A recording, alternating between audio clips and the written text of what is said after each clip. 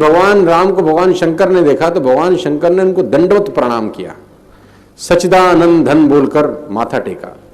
तो मां सती को बड़ा हैरान हुआ कि मेरा पति जो त्रिलोकीनाथ है वो एक साधारण से आदमी को जो रो रहा है उसको सच्चिदानंद बोल रहा है, ये कैसी बात हो गई। तो उसने अपने पति देव भगवान शंकर से कहा कि प्रभु आप तो दुनिया को चलाने वाले हैं, आप एक साधारण मनुष्य जो अपनी बीवी के लिए विलाप कर रहा है उसके लिए रोते क्यों हैं।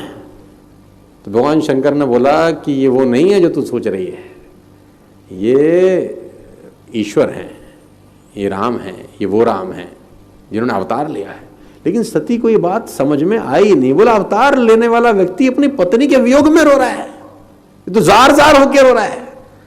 तो भगवान शंकर ने बोला माता शक मत करो, लेकिन कभी कभी स्वभाव से भी आदमी शक करने लगता है और शक कितना बुरा असर डालता है मैं आपको बताना चाहूंगा। तो भगवान शंकर ने कहा अगर तेरे को विश्वास नहीं हो तो तू परीक्षा ले ले। तो मैं यहां बैठा हूं, तू परीक्षा ले आ। तो मां ने कहा ठीक है। तो अब सती जा रही हैं भगवान राम और लक्ष्मण की परीक्षा लेने।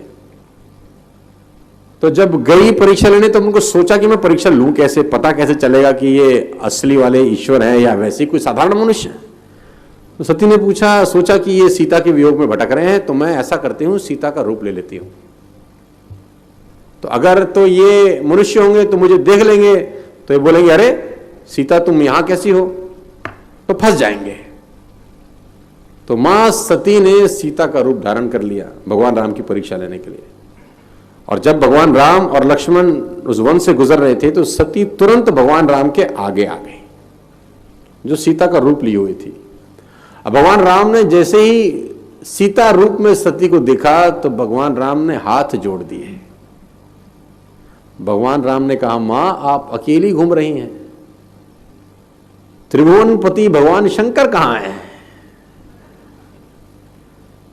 तो जब मां सती ने ऐसा सुना जो सीता का रूप ली हुई थी तो वो घबरा गई।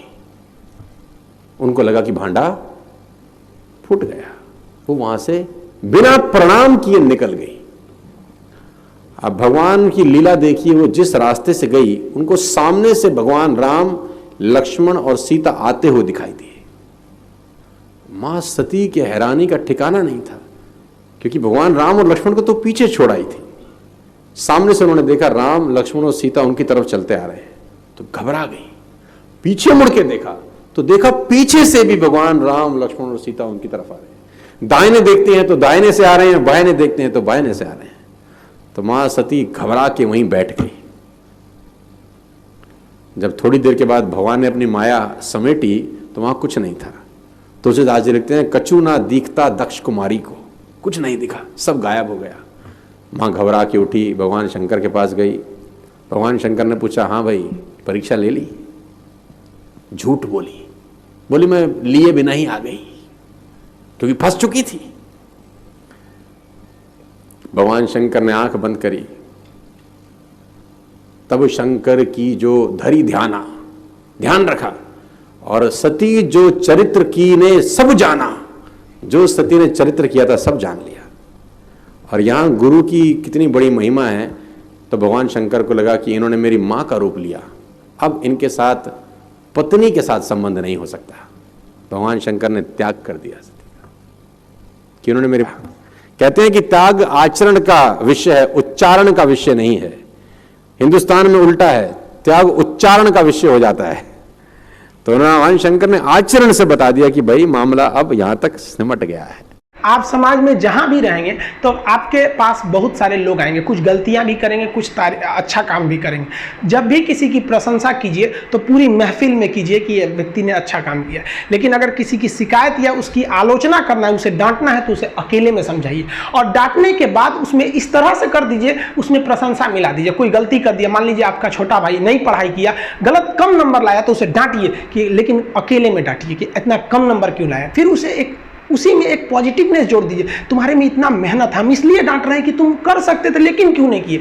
मतलब आप केवल इसे निगेटिव मत बोलते रहिए। और किसी भी रिश्ते को अगर बिगाड़ना है ना, चाहे कितना भी गहरा रिश्ता क्यों ना हो, उसकी कमियों को डेली कोंचते रहिए। तुम ये किया, तुम ये किया, तुम ये किया। यार दुनिया का कोई रिश्ता चौपट हो जाएगा। गलतियां सबसे हो जाती हैं, लेकिन दोबारा गलती नहीं होना चाहिए। जब भी किसी की आलोचना करिए तो उसमें एक छोटी सी प्रशंसा जोड़कर ही उस आलोचना को खत्म कीजिए कि शुरुआत तो डांटने से किए थे, बाद में उसका हौसला बढ़ा के हंसी मजाक में उसे निकाल दीजिए, बीच बीच में उसे फिर एहसास दिलाइए, लेकिन बार बार कमियों को नहीं गिनाना चाहिए। महाभारत देखिएगा, महाभारत में जो कृष्ण भगवान थे वो कौरवों के बीच गए संदेशा लेके, आखिरी संदेशा, वहां पे भी उनकी भाषा देखिएगा। आप महाभारत अगर सीरीज देखिए तो भाषा देखिएगा, दुश्मन से भी इस तरह से बात कर रहे थे जैसे लगता था गुरु जी से बात कर रहे हैं। ये भाषा की मर्यादा। लेकिन आज ये वही श्याम की धरती है, ये वही पुरुषोत्तम राम की धरती है जहां लोग तहजीब भूल गए कि बात करना कैसा चाहिए। ये वही पुरुषोत्तम राम थे जिनके अपने भाई लक्ष्मण जी को जब शिक्षा लेनी थी ना,